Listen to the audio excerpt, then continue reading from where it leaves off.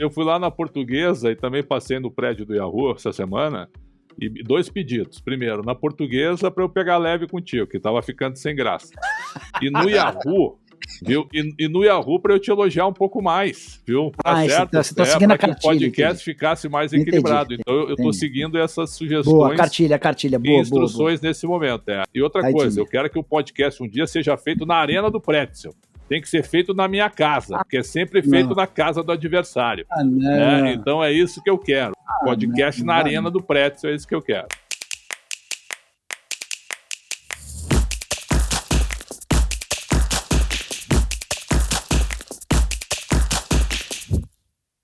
Olá, estamos começando mais um Segunda Bola, o podcast de esporte do Yahoo Brasil, especializado em futebol.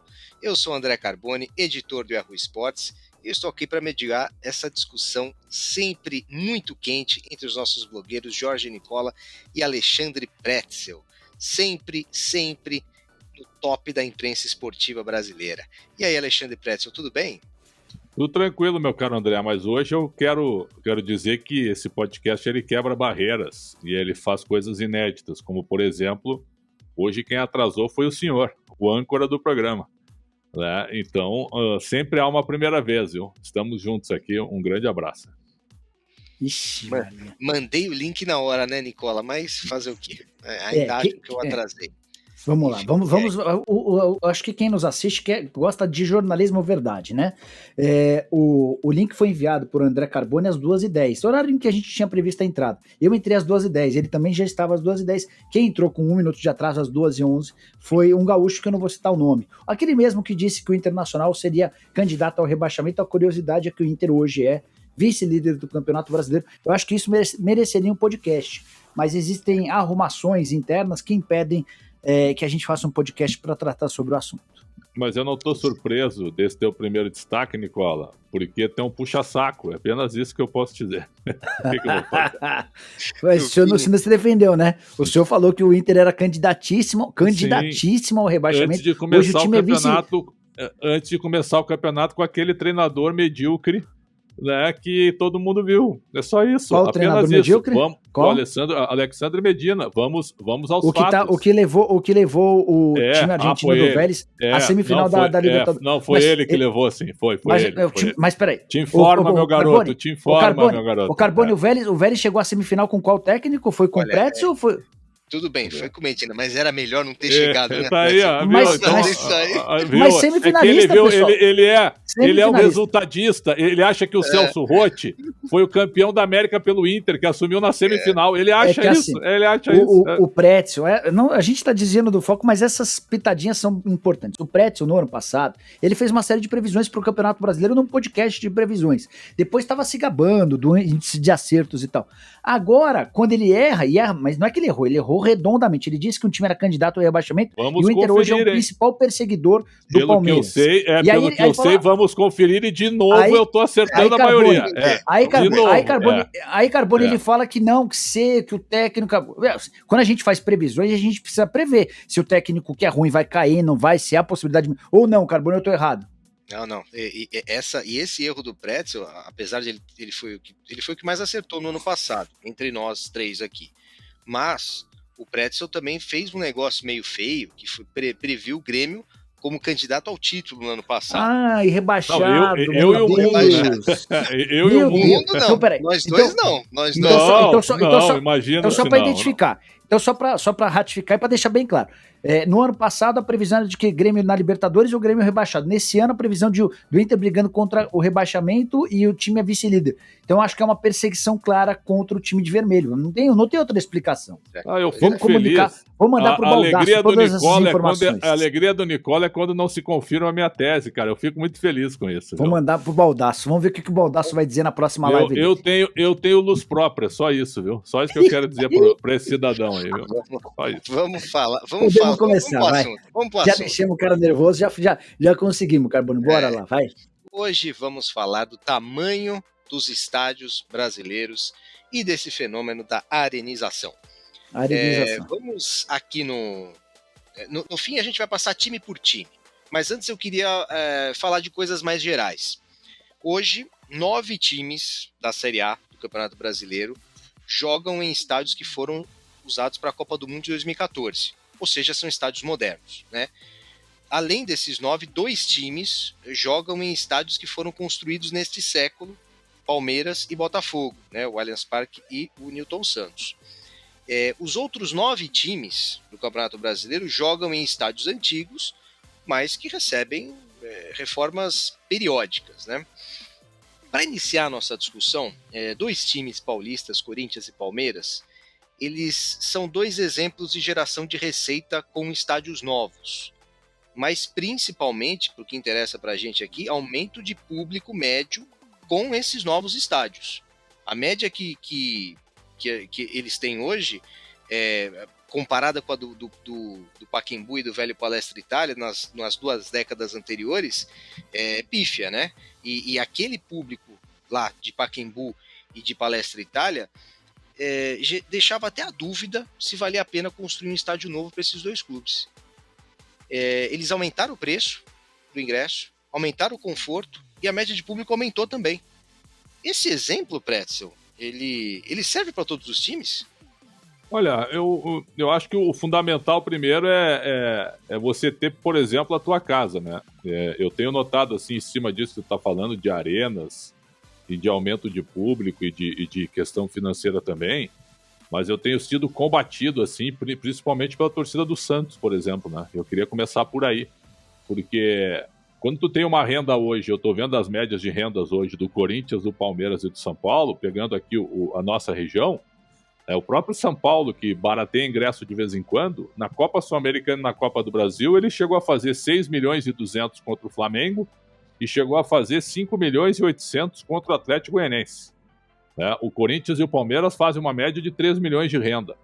E aí eu vejo o Santos fazendo uma média de 400 mil, com 11 mil pessoas, e achando que tá bom. Então eu queria mesmo começar por aí, viu, André? Em cima disso que tu tá falando, mas começar com essa disparidade de entender que hoje ter uma casa, né? Uma vez eu ouvi assim, ó, qual a garantia que tem você ter um estádio se fator local não conta? Como assim não conta? Conta principalmente na parte financeira, né?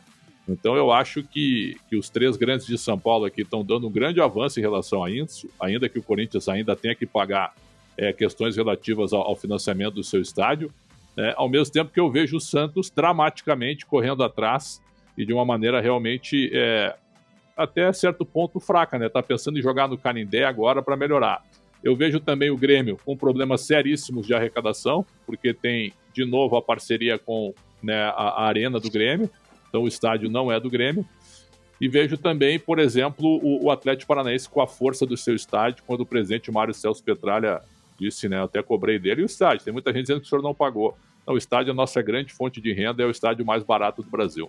Então, em cima disso que tu está perguntando, eu queria começar por aí, viu? A disparidade nas rendas e como é importante tu ter uma casa e um grande estádio hoje. Eu sei que o Nicola acha que o Santos só tem torcida para 13 mil pessoas. Amigos meus e colegas meus entendem que o Santos não pode ter estádio com mais de 20 mil pessoas, porque não lota, porque a torcida do Santos é essa. Eu discordo, né? Então eu queria começar por aí. Nicola, e esse gancho do Pretzel é ótimo, porque ele vai pela linha do que, se você se basear em Corinthians e Palmeiras, se você aumenta o seu estádio e dá mais conforto, a média de público vai aumentar, como aumentou com esses 2. Você acha que isso vale para todos os times? E se isso vale especificamente para o Santos também? Vamos lá, começando com o exemplo do Corinthians, tem um número que eu acho bem relevante, eu acho que a discussão começa a partir desse número. O ano de 2012 foi um ano mágico para o Corinthians, né? O ano em que o Corinthians foi campeão mundial. A arrecadação do Corinthians com bilheteria em 2012 foi de 35 milhões de reais. O Corinthians já tem, na atual temporada, 74 milhões de reais de arrecadação com bilheteria. A previsão é de fechar o ano com 96 milhões de reais de bilheteria. Tá? Então você salta de 35 milhões em 2012, um ano especial, espetacular, para 96 milhões de reais. Você está falando de praticamente triplicar sua receita com bilheteria. Detalhe, a construção do estádio não te permite ganhar apenas com a bilheteria. Você ganha, por exemplo, com o sócio torcedor, você ganha com outras receitas como estádio, camarote, cativa, estacionamentos, eventos fora dos dias de jogos. Então, do ponto de vista prático, para Corinthians e Palmeiras, a construção dos estádios foi fundamental. Sua pergunta é outra, né? Sua pergunta é se essa discussão vale para qualquer clube. O Santos precisa de um estádio novo, o Santos precisa de um estádio reformado, o Santos precisa de um estádio moderno, até porque o Santos tem hoje algo que nem todos os clubes vão ser capazes, que é a possibilidade de atrair turistas. O cara que vai a Santos conhecer a cidade, passar um final de semana, se ele tiver um estádio estruturado, uma arena capaz de, por exemplo, de permitir uma visita ao museu, de, por exemplo, garantir um programa, um passeio de final de semana, isso tudo vai agregar ao Santos. O Barcelona tem nas visitações ao seu museu uma das suas principais fontes de receita. O Barcelona se afunda na crise financeira porque gasta demais, porque gasta errado, mas durante a pandemia, porque perde, por exemplo, a visitação de pessoas ao seu museu. Então, acho que a reforma da Vila Belmiro é uma reforma importante, é uma obra avaliada em 400 milhões de reais, que conta com a parceria da W Torre e o principal. O Santos não coloca dinheiro dentro dessa obra, é uma obra que vai contar com investimento privado e com participação da W Torre. Depois, em troca de exploração, um modelo parecido ao que já foi feito no Palmeiras. Não sei se o Santos vai ser capaz de lotar, levar 30 mil pessoas por jogo, mas ter um estádio mais confortável, um estádio com banheiro bacana, com capacidade de receber torcedores, eu acho que é um grande atrativo. Com possibilidade de cobrar mais caro também o ingresso, né? Hoje não dá, hoje o Santos se contenta hoje em jogar para 11 mil pessoas um clássico de grande porte, cara, 13 mil no máximo, e a renda dá o quê? 450 mil, André? Tu paga as despesas lá, sobra 40, 50 mil reais, é só ver o borderô, é um negócio constrangedor, cara, constrangedor. Na discussão time a time aqui, eu ia começar pelas maiores médias de público desse brasileiro, mas diante do que vocês falaram, vamos começar pelo Santos, que é um caso bem peculiar aqui, entre todos. Entre os 20 times da Série A é um caso bem peculiar. O Santos, ele tem 12 mil pessoas de média de público e ele tem 16 mil de capacidade no estádio dele. Dá 74% de ocupação, o que é muito. Por nível brasileiro é muito. Ele está em quarto, ele está em terceiro em ocupação. Isso é demais. Eu queria falar, Pretzel, de uma coisa que dirigentes do Santos já falaram várias vezes, que aumentar o preço do ingresso em Santos é ruim, porque Santos é uma cidade com muitos aposentados e que não vai lotar. Essa é uma coisa que já gente do próprio Santos falou, não é uma coisa que eu estou tirando da minha cabeça. E havia a possibilidade de jogar mais jogos em São Paulo, de fazer uma arena em Barueri, como já se cogitou em outras oportunidades, em Barueri ou em Diadema. Você acha que a reforma da Vila Belmiro é o melhor caminho para o Santos nesse momento? E depois dessa reforma da Vila Belmiro, o Santos vai continuar querendo jogar em São Paulo, diante da enorme torcida que tem fora da sua cidade, uma coisa que definitivamente não é comum no mundo? Pois é, tem essa possibilidade de parceria com a Portuguesa, né? Eu acho que seria muito legal o Santos e a Portuguesa fazerem uma parceria para reformar o Canindé. E aí o Santos teria uma casa para jogar em São Paulo. Ponto. Eu não sei se isso vai funcionar ou se vai dar certo, mas é uma ideia muito interessante. Segundo, se a W Torre fizer esse projeto que a gente está vendo aí nas redes sociais, que o Nicola acabou de dizer, André, o Santos tem capacidade de lotar o estádio toda hora, sim. E eu tenho certeza, o torcedor do Santos ele está ávido por um novo estádio. Ele está ávido por novas instalações, ele está ávido por conforto, ele está ávido, né, por um pensamento de time grande e para poder ter uma renda média de 1,5 milhão, 2 milhões de reais. Ele está ávido por isso. Só para lembrar que o Santos jogou em Barueri esse ano só uma vez contra o Ceará, né, pelo Campeonato Brasileiro, e, cara, saiu gente pelo ladrão lá, né, faltou lugar para tanta torcida, faltou. Então eu acho assim, ó, que quem é de Santos e pensa nisso que tu está dizendo, não dá para cobrar ingresso caro, eu discordo totalmente. Eu tenho notado aí que até a torcida mais jovem do Santos, né, essa nova geração, quer um estádio novo, sabe da necessidade, porque a cada borderô que sai de uma renda aqui em São Paulo, cara, e faz a comparação, e eu não sei se vocês me acompanham, tu e o Nicola, nas redes sociais, que eu gosto de botar as rendas dos jogos aqui, e a disparidade, ela chega a ser abissal. E eu adoro o Santos. E aí eu fico lamentando realmente esse tipo de coisa. Até eu escrevi depois daquele incidente contra o Corinthians, né, que eu escrevi que ali era o fim do estádio. O fim do estádio que eu fiz não é você chegar e dizer que a Vila não serve para mais nada. O fim do estádio para um grande jogo.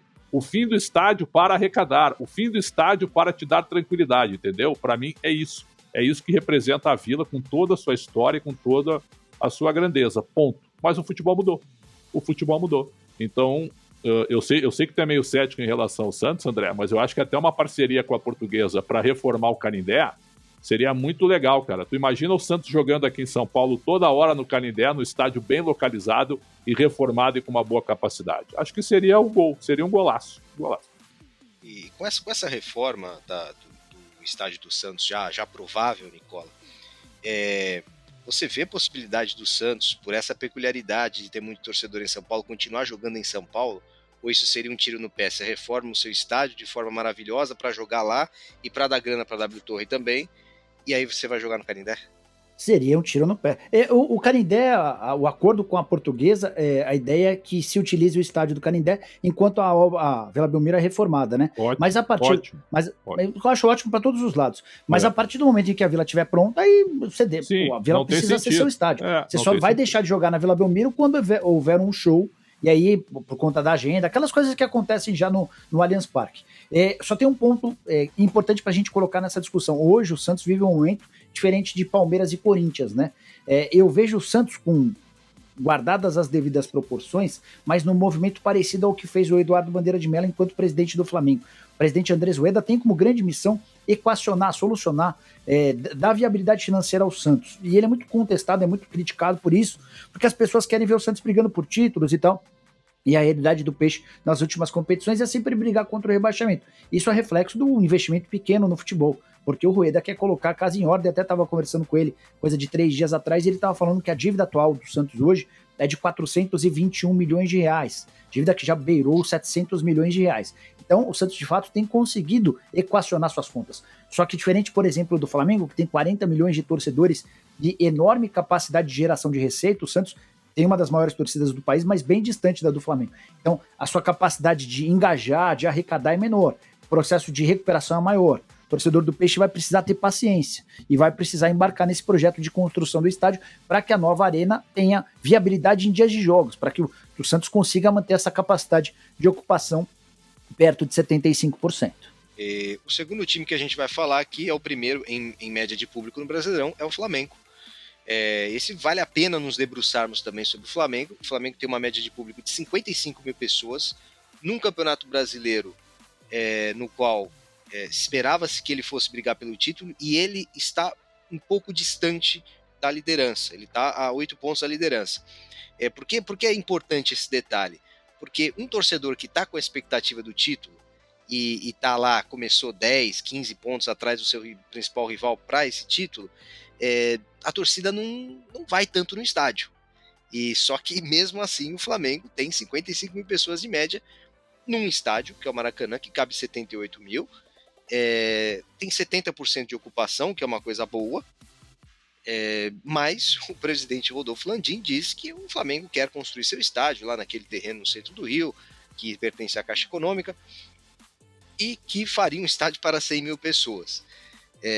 100 mil pessoas é difícil pensar num estádio para 100 mil pessoas, até questão de visão, questão arquitetônica.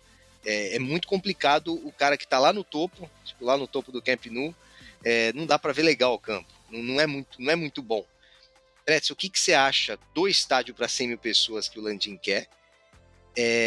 E se a ideia dele se torna um pouco mais viável e um pouco mais simpática quando falamos que o Flamengo quer aproximar novamente o público pobre do estádio, quer ter uma geral, quer ter torcedor em pé. Tem que mudar levemente a lei, mas, por exemplo, em Minas já pode fazer isso. O que você acha? Eu acho que a ideia do tamanho do clube é compatível com o tamanho do clube, com a possibilidade de você colocar, sim, um público espetacular.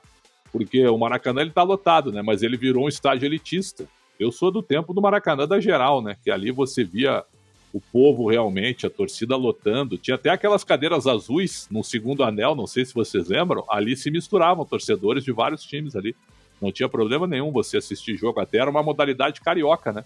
Não tinha problema você ter a torcida mista ali naquelas cadeiras azuis acima da geral. Então eu acho que o presidente Landim, é claro que ele jogou um pouquinho pra galera, vamos fazer um estádio para 100 mil pessoas, e aí eu concordo contigo. Se tu fizer um estádio para 100 mil, como é que tu vai enxergar o jogo, né? Como é que tu vai ter acesso, por exemplo? Tu vai ter que ter 3 andares, evidente. Não tem como fazer 100 mil lugares num andar só, ou no máximo com camarotes. Então realmente me parece assim uma ideia extravagante, mas que há que há público para isso, para consumir jogos do Flamengo? Eu entendo que sim.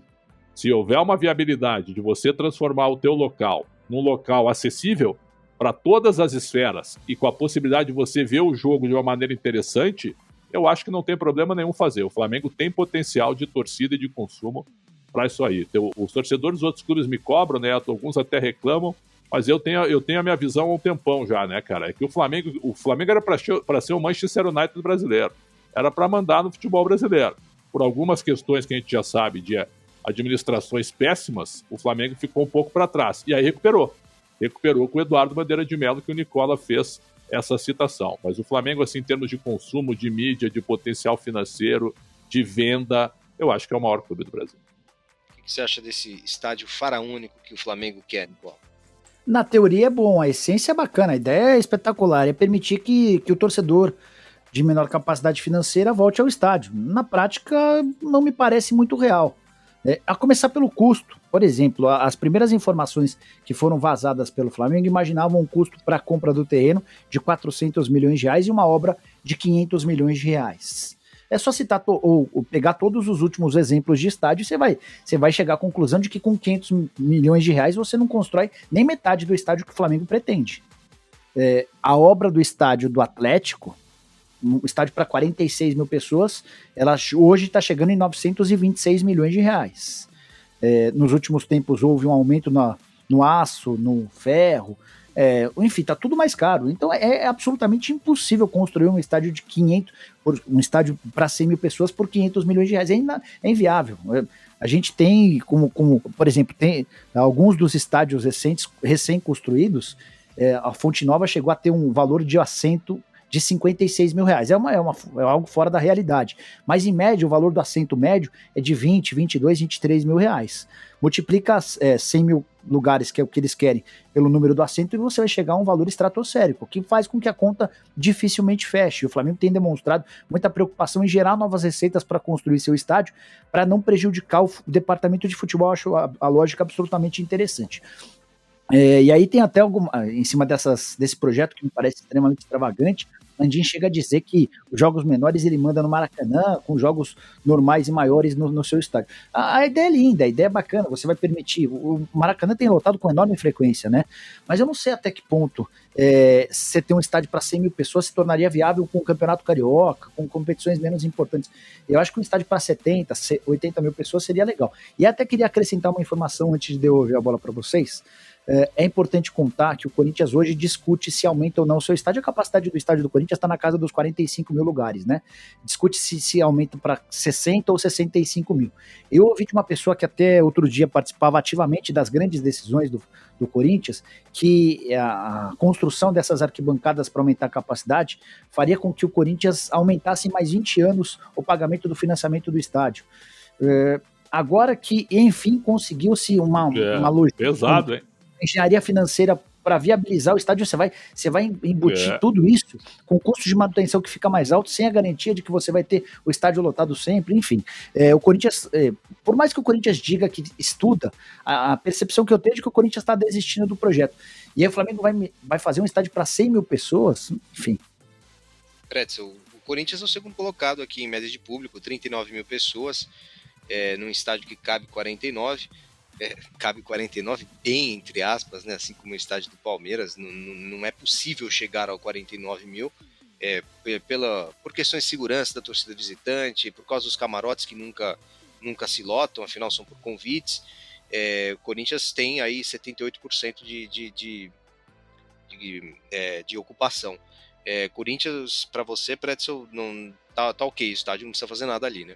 Não, eu acho que tá ok. Essa questão do financiamento é uma questão pesada. Eu vou concordar com o Nicola. Você vai ficar com 3, 4 gerações pagando o estádio? É isso? A própria torcida do Corinthians, né? Quantas vezes tu já ouviu esse problema do estádio? O fato de que o Corinthians deveria ter jogado no Pacaembu, lembram? Deveria ter criado na sua casa o Pacaembu, quando era possível e tal. Quantas vezes eu ouvi isso, né? Ao invés de construir o estádio da maneira como ele foi construído. O estádio do Corinthians é muito bom, isso é inegável, né? Com o metrô na porta, isso é inegável, sem dúvida nenhuma. Agora, será que o clube precisa aumentar financiamento, né? Por exemplo, deixar algumas receitas de novo prontas para serem colocadas nesse tipo de coisa, eu acho que foi uma jogada política aí, viu? Acho que foi apenas um enunciado político para tentar agradar uma parcela da torcida que vive cobrando mais espaço também por parte, né, para ter mais acessibilidade dentro do estádio. E o terceiro colocado é o Palmeiras, 35 mil pessoas de média de público, 43 mil de capacidade, 80% de ocupação. André, se tu me permite só uma parte, eu peguei um aplicativo para ir no jogo Palmeiras e Juventude, e o motorista era um sócio corintiano, chamado William. E aí ele me disse o seguinte, que ele não consegue ir ao jogo do Corinthians, porque o plano dele custa 54 por mês, ele entra na fila para comprar pela internet, né? E ele não consegue. A entrada dele para tentar comprar o ingresso, sempre que ele vai tentar, ele esgota muito rápido. E o plano dele não permite que ele tenha o acesso, certo? Para que ele consiga comprar o ingresso para ele e para os filhos. Ele falou, eu pago, mas eu não consigo ir a jogo, eu só vou a jogo do feminino, que é quando me mandam mensagem para eu acessar lá, que é onde eu tenho oportunidade. Quer dizer, então, ainda mais isso, tu paga o plano de sócio sem a garantia que tu vai conseguir ir ao jogo, cara. Isso para mim beira o inacreditável. Beira para mim o inacreditável. Mas isso mostra que há demanda, né? Isso mostra que há possibilidade. Se você amplia o estádio, você até tem capacidade de levar mais gente no estádio. Mas vale pro Flamengo também, né? Por 100 mil também, eu imagino que sim. Claro. E assim, se for por isso também, Pretzel, e aí que eu chego na discussão do terceiro colocado em média, que é o Palmeiras, o palmeirense também não consegue mais ir no estádio, né? Se você tem um plano mais ou menos, você não consegue. E apesar da capacidade oficial do estádio ser 43 mil pessoas, o recorde do estádio é 41 mil, e 39 mil é o que dá constantemente no Palmeiras nos últimos jogos, que é a capacidade máxima. Simplesmente não se vende mais ingresso. Então, não sei o que são esses 4 mil ingressos a mais, que nunca saem, podem ser camarotes, mas eu duvido que sejam todos de camarote. Pode ser uma questão de segurança também, mas nunca é colocado à venda tudo isso. Você acha, Nicola, que isso é muito difícil aumentar o Allianz, né? Porque ele já foi construído para aquele lugar, mas é um problema de demanda que se deu aí. Pode servir de exemplo para outros clubes também que sejam da grandeza do Palmeiras, né? Aí talvez a discussão fosse assim, tá bom, a gente estava trabalhando, quase todas as últimas arenas, as arenas para a Copa tem mais ou menos o mesmo tamanho, né? Entre 40 e 50 mil lugares, é meio que um padrão, né?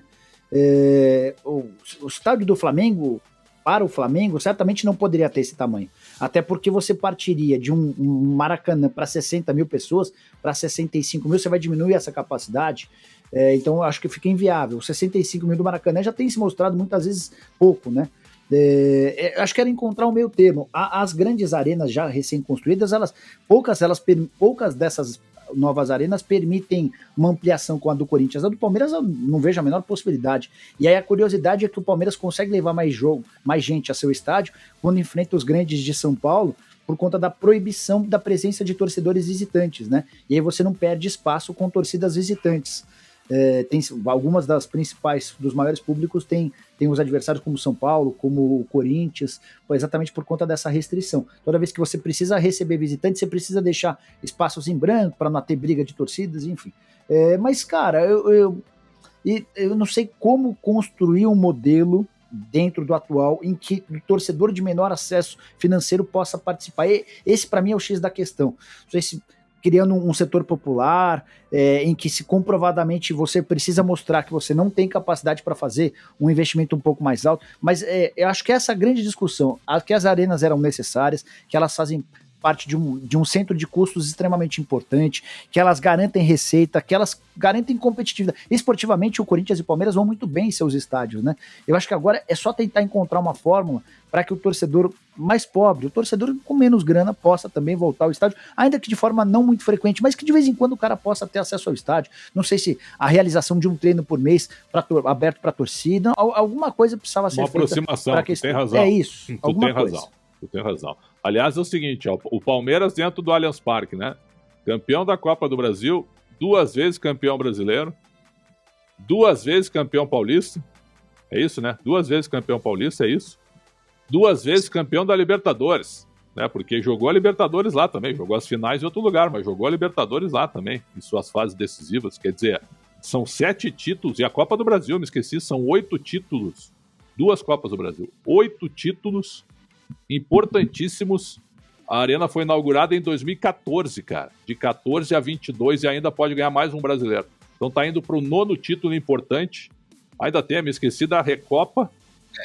10º título importante. 10º título importante em 8 anos com o seu novo estádio. E há quem diga que o estádio não ganha jogo. Não é que não ganha jogo, mas ele ajuda com a força financeira e com a força da torcida. E o Corinthians é a mesma coisa, né? Se a gente for pegar o Corinthians pós-inauguração da Arena, ganhou lá 2 brasileiros, 3 campeonatos paulistas. Então, olha a importância do estádio. O Atlético Mineiro, ele tem 33 mil pessoas de média, de público, e está fazendo um estádio para 46, como o Nicola falou. Esse público de hoje é 53% do Mineirão. Tem algo, Pretzel, que você queira acrescentar sobre a Arena MRV? Tem. O que você tem a dizer sobre ela? Se é um bom projeto? Eu tenho a dizer que vai ser um estádio espetacular, pelo que a gente viu, né? O mais tecnológico do momento, né? Um estádio realmente com uma, como é que eu posso dizer, com uma afluência muito forte do público. O torcedor do Atlético, ele é simplesmente fanático. Engajado, né? pra caramba. Eu imagino a Arena lotada, até no Campeonato Mineiro, até pela novidade que vai ser no primeiro ano. Então acho que os 2 primeiros anos vão dar um fôlego aí pro Atlético muito, muito forte. Depois você começa a se acostumar, você começa a valorizar mais o jogo que tu vai, isso aí é normal, isso faz parte, tu te acostuma a ir no estádio, mas ao mesmo tempo também tu começa a dar o devido valor para cada jogo, isso é verdade, depois que passa a novidade. Mas nos 2 primeiros anos, eu não tenho a menor dúvida que o Atlético vai estar com seu estádio lotado em tudo quanto é jogo. Em tudo quanto é jogo. Nicola, você tem alguma coisa a acrescentar sobre a Arena MRV? Não, só a engenharia financeira planejada para o estádio do Atlético foi bem bacana, porque, por exemplo, ao contrário do estádio do Corinthians, que contava com a capacidade de faturar dinheiro a partir de bilheteria, a do Atlético não. Embora algumas coisas tenham saído do controle, né? Por exemplo, só em contrapartidas, a Prefeitura de Belo Horizonte exigiu obras que totalizam 150 milhões de reais. Um estádio avaliado inicialmente em 410 milhões, você ter contrapartidas de 150 milhões, demonstram que não foi só uma decisão técnica, né? Passa pela política, o prefeito de BH, o Alexandre Calil, isso não sou eu que estou dizendo, qualquer dirigente do Atlético com quem você conversa, existe essa lamentação. Em contrapartida, só para vocês entenderem, você vai construir um estádio, você vai prejudicar o trânsito, então você precisa gerar obras de infraestrutura, você vai desmatar tal quantidade, você vai precisar replantar determinada quantidade de árvores, enfim. E esses custos de contrapartidas elevaram a obra em 150 milhões de reais. O Atlético também reclama da demora na liberação de licenças, né? Isso adiou muito o projeto e, para piorar, uma série de coisas ficaram mais caras durante esse período de pandemia. Mas, apesar disso, eu não tenho a menor dúvida de que a construção do estádio do Atlético vai permitir ao Galo mudar de patamar financeiro. A estimativa atual é de geração de receita de 115 milhões de reais por temporada. E o Pretzel tocou num ponto importante, a tecnologia. Os caras investiram bastante em tecnologia, então vai ser um estádio diferente também por isso. Seguindo aqui a lista, Ceará e Fortaleza, eles têm a média de público muito parecida, né, no Castelão, 30 mil e 29 mil. Um estádio que cabe 63 mil, né? Não sei, aí tu tem que melhorar o estádio, melhorar o gramado e o estádio. Eu acho que esse é o grande lance, né? Porque a capacidade tá boa, né? Talvez aumentar um pouquinho o preço, talvez, mas é uma coisa delicada, né? Porque talvez a capacidade financeira do torcedor não seja tão grande. Mas esses 2 times são muito bem organizados, eles têm poucas dívidas, eles fazem sucesso, não é à toa, é fruto de ótimos profissionais. O Marcelo Paz à frente do Fortaleza e o Robinson de Castro, o presidente do Ceará, são muito bons, eles estão entre os melhores do país. Até por isso, eles não precisaram recorrer a SAFs como forma desesperada, como em relação a Vasco, Cruzeiro e Botafogo. Mas talvez o próximo passo seja aumentar um pouquinho o valor do ingresso. Sei que o torcedor vai ficar bravo comigo, mas é para que você possa transformar toda essa capacidade de vontade do torcedor também em mais receita. O Fluminense tem uma média. Olha, atenção, viu? Nesse momento que a gente está gravando aqui, o assunto não tem nada a ver com torcida, mas uma pequena parte de informação no podcast, tá? O Lisca acaba de ser demitido pelo Santos. É um negócio realmente, o Santos a gente estava falando da Vila e da gestão, E aí eu quero dizer o seguinte, ó. O presidente Rueda é um fenômeno, cara. É difícil trabalhar com o Rueda, hein, cara. Ele tá indo pro sétimo técnico em 20 meses, cara. Não, sem contar os executivos.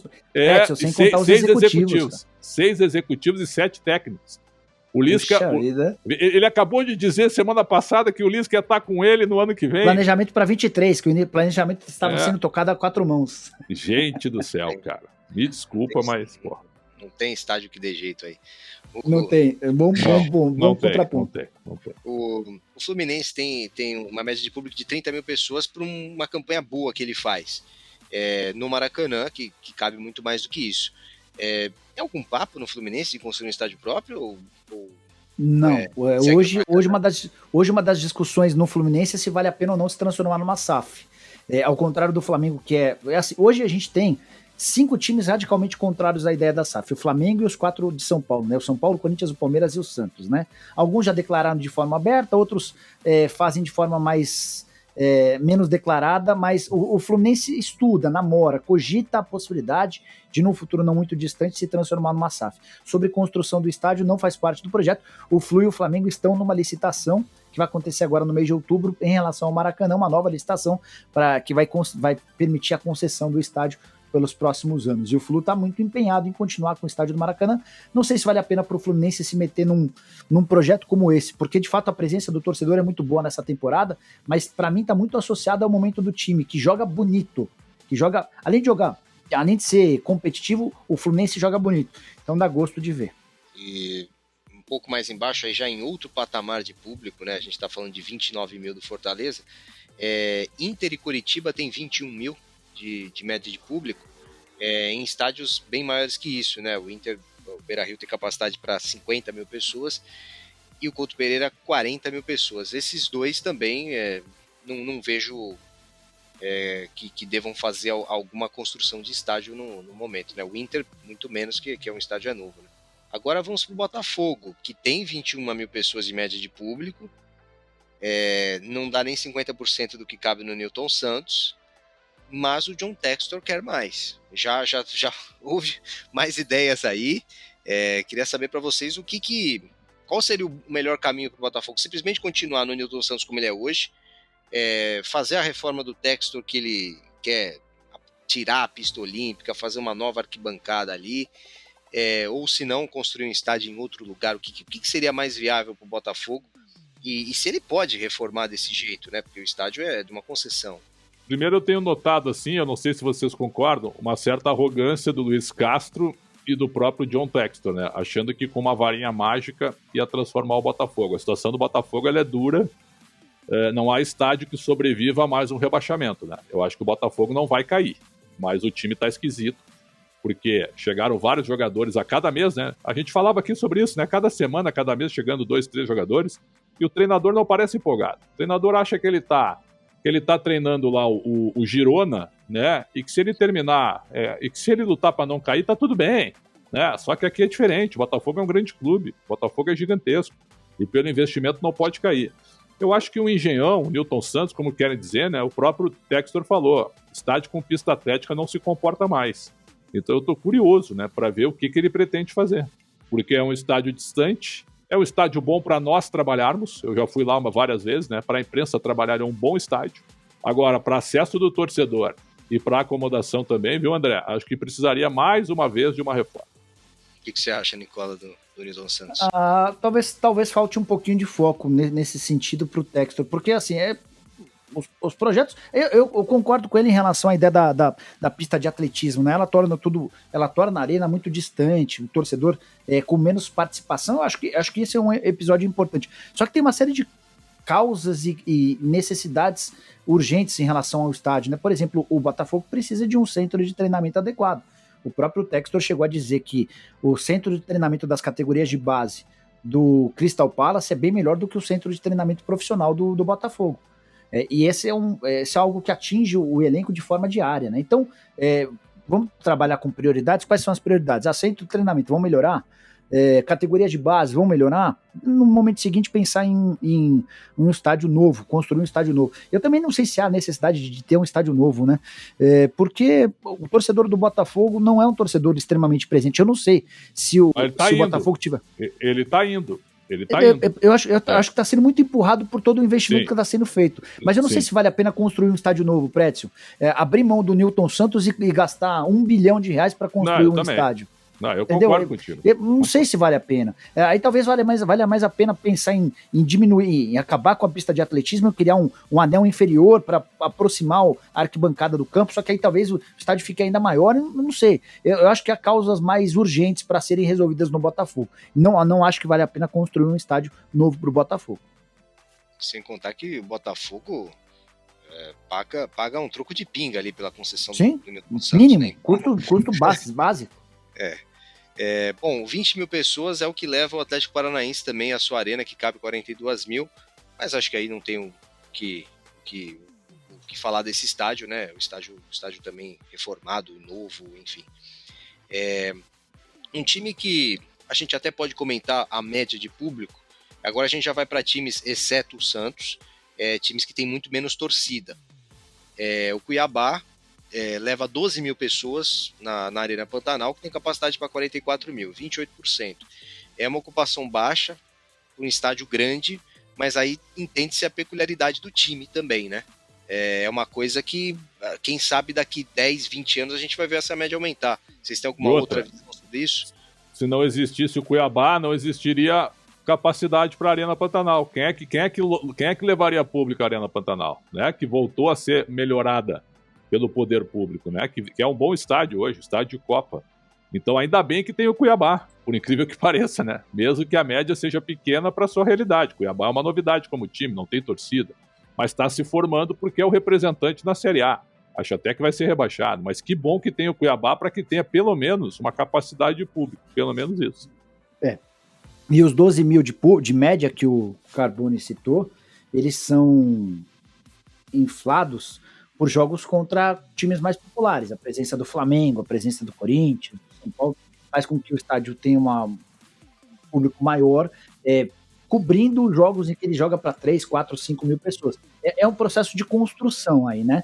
Olha, temos um time na cidade, esse time é competitivo, esse time está na primeira divisão, mais para frente, se esse time for capaz de brigar por título. Então, assim, você vai plantando essa relação com o torcedor, né? Quase todo torcedor de Cuiabá já tem o seu próprio time. O Cuiabá é um fato novo, né? E aí ter calma, ter parcimônia, não esperar que o torcedor vai ser a peça fundamental, né? Como é um clube novo de zero dívida, o Cuiabá pode se dar o luxo de utilizar praticamente toda a grana com direito de transmissão na construção e na criação do elenco, né? Até por isso o Cuiabá paga salários maiores do que alguns clubes considerados bem maiores do que o Cuiabá. Mas esse processo de torcida... Tá para cair, né? Tá para cair. Mas eu não acho que a queda coloque em risco o projeto, entendeu, Prédio? Claro, eu acho que para um clube do tamanho do Cuiabá, essa possibilidade de cair e voltar é algo... Talvez até deveria estar nos riscos, né? Talvez a gente caia um ano e a gente vai tentar se reerguer. Eu tô saudando que tenha o Cuiabá, né? Para que tenha público na Arena Pantanal. Agora, os 6 clubes finais aqui que a gente vai falar. O Avaí... André, tu me perdoe, tem uma peculiaridade de um estado, que é um negócio, de uma cidade, que é um negócio impressionante, que é a cidade de Goiânia.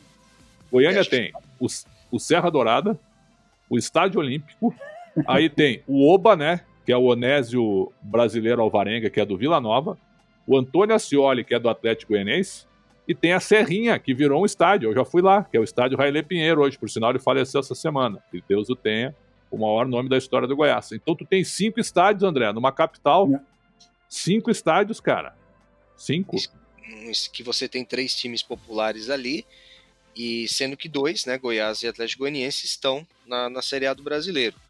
Goiás, no estádio da Serrinha, que o Pretzel falou, é um estádio que cabe 14 mil pessoas, e ele leva 9.800, 68% de ocupação, e o Atlético Goianiense cabe 12.500 lá e ele leva 6.700, leva 54%.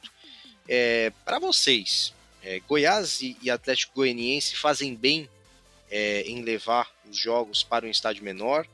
um estádio próprio para dar mais pressão simplesmente, mesmo sabendo que não vai render muita coisa ali de grana, mas esportivamente o time pode crescer com essa pressão? Cara, eu acho assim, ó, o Serra Dourada, primeiro que ele virou um elefante branco, foi um grande estádio já, hein? Vocês lembram disso, né? Jogos de seleção, tudo, uma série de eliminatórias, toda hora tinha jogo em Goiânia. Na Copa não teve jogo em Goiânia, que foi uma surpresa. Cuiabá ganhou de Goiânia, na questão política. Mas o Serra Dourada sempre foi um grande estádio, sempre foi fácil de trabalhar, com fácil acesso na capital, mas ele ficou abandonado. Depois da pandemia virou um elefante branco com taxas muito altas cobradas pelo Estado, né? E o que os clubes fizeram? Então nós vamos jogar aqui. O Goiás aproveitou o centro de treinamento dele, transformou num estádio, eu acho que está fazendo muito bem. E está fazendo bem ao Goiás também, jogar lá dentro. Está fazendo, virou uma espécie de um caldeirão. O Atlético Goianiense cresceu com o Antônio Alcioli também, porque a torcida dele não é mais que aquilo ali, cara. Né? Uma média de 10 mil, não é mais que aquilo ali. O Atlético tem menos torcida que o Goiás e o Vila Nova.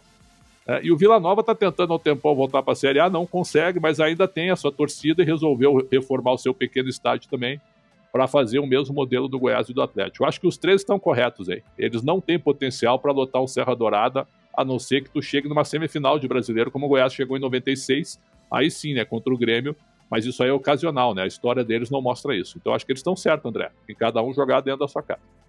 O que você acha dos goianos aí, Nicola? Boas saídas para dois clubes bem organizados também, né? Acho que eles não estão no mesmo patamar financeiro e de organização de Fortaleza e Ceará, mas eles caminham a passos largos. A organização do Goiás é muito boa, mais recente, nesse momento quem comanda o clube é o filho do Ailê Pinheiro.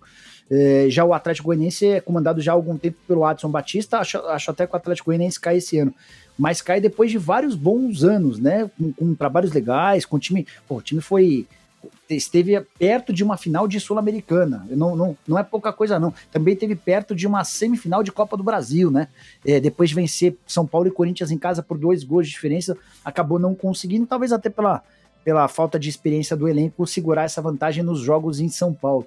E aí a curiosidade é que o campeonato é tão disputado que o Atlético corre sério risco de cair. Mas são estádios adaptados à realidade dos dois clubes. E é uma coisa bem importante.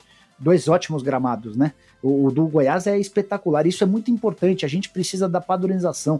A gente precisa ter gramados cada vez melhores. E a gente consegue constatar isso, especialmente no estádio do Goiás.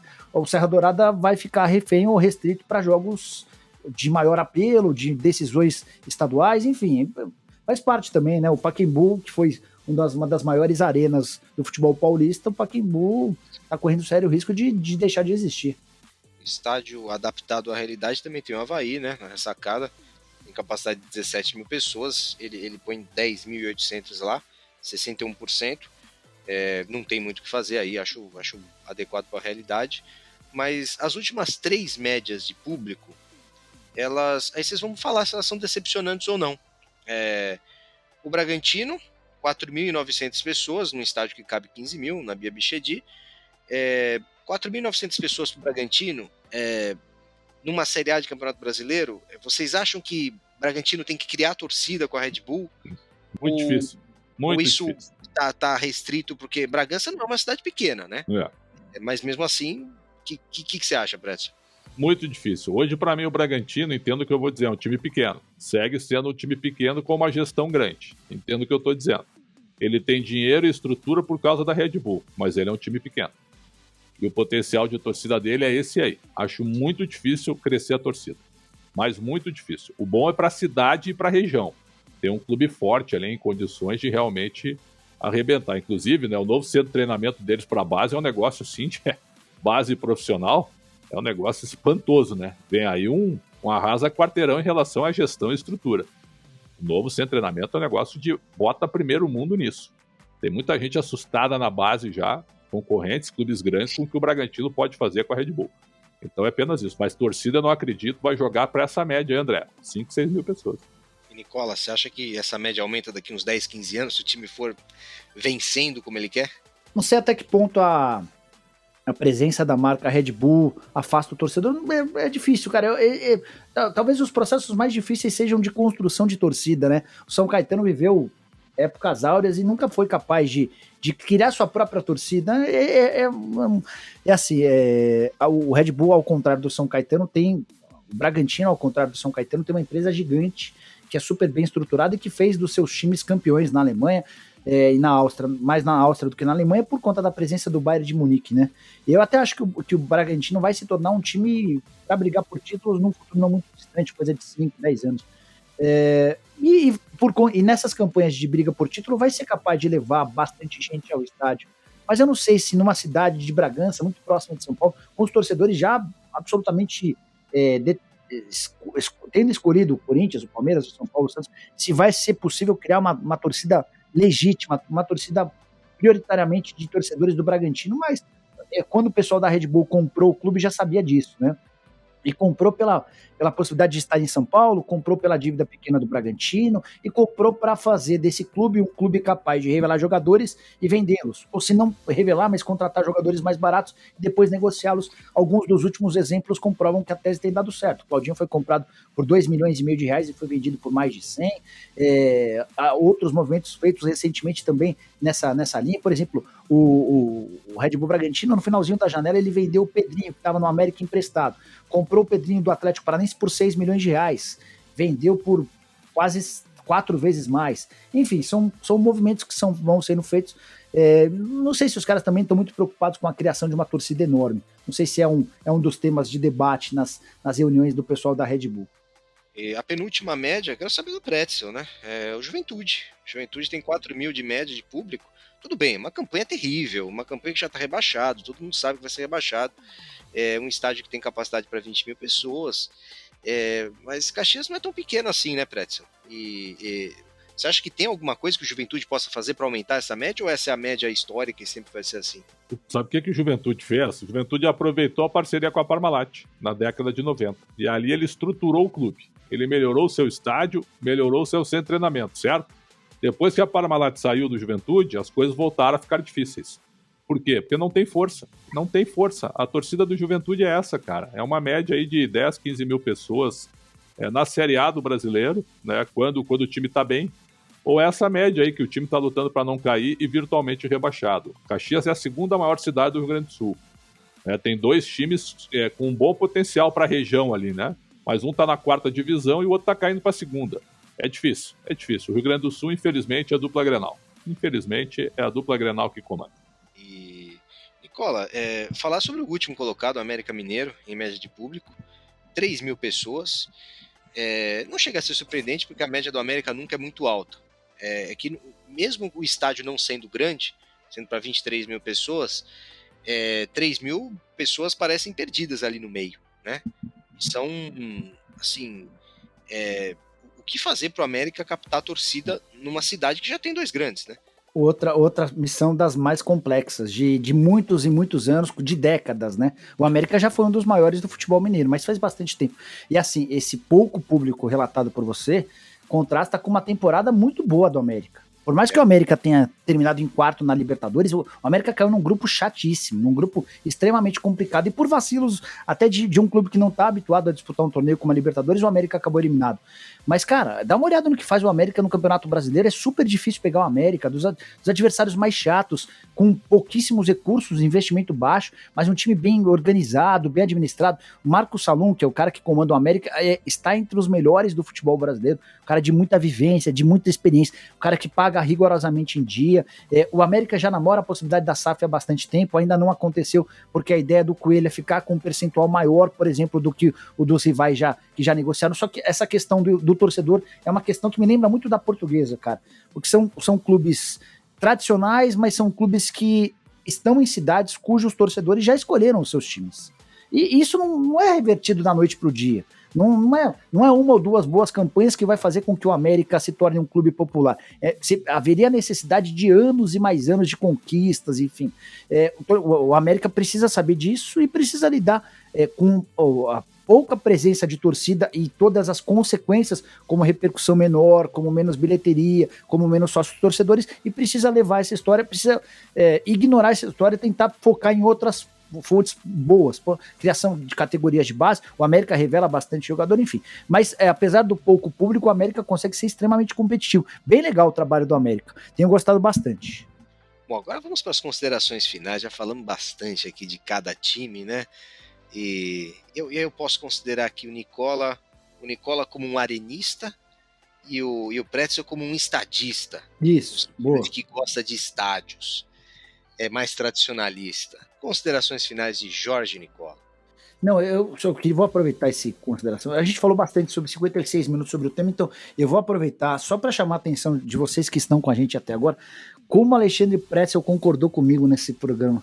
Foi poucas vezes, tem aumentado, né? Cada vez ele tem bandeado mais pro meu lado. Mas eu fiquei impressionado, porque eu dizia alguma coisa e ele falou, não, Nicola tem razão, não, eu tô com o Nicola. Não, ele não discordou em quase nada, e o que ele tá puxando meu sonho, eu não sei o que tá acontecendo. Você quer alguma coisa comigo? Você quer? O que você precisa, Pretzel? Não, é que eu fui lá na Portuguesa. Contanto que não seja dinheiro, contanto que não seja dinheiro que eu tô sem grana, o resto a gente te ajuda, entendeu? Fica tranquilo, eu tô gostando dessa. Finais de Alexandre Pretzel agora. Eu fui lá na Portuguesa e também passei no prédio do Yahoo essa semana. E 2 pedidos. Primeiro, na Portuguesa, para eu pegar leve contigo, que tava ficando sem graça. E no Yahoo, viu? E no Yahoo, para eu te elogiar um pouco mais, viu? Tá certo? Você tá seguindo a cartilha, para que o podcast ficasse mais equilibrado. Então, eu tô seguindo essas sugestões. Boa, cartilha, boa. E instruções nesse momento. E outra coisa, eu quero que o podcast um dia seja feito na Arena do Pretzel. Tem que ser feito na minha casa, porque é sempre feito na casa do adversário. Então é isso que eu quero. Podcast na Arena do Pretzel, é isso que eu quero. Pretzel, ele encampa um espírito Abel Ferreira contra tudo e contra tudo. Isso aí. Obrigado, Pretzel. Obrigado, Nicola. Obrigado a você que viu ou ouviu o Segunda Bola. Até a próxima semana. Valeu!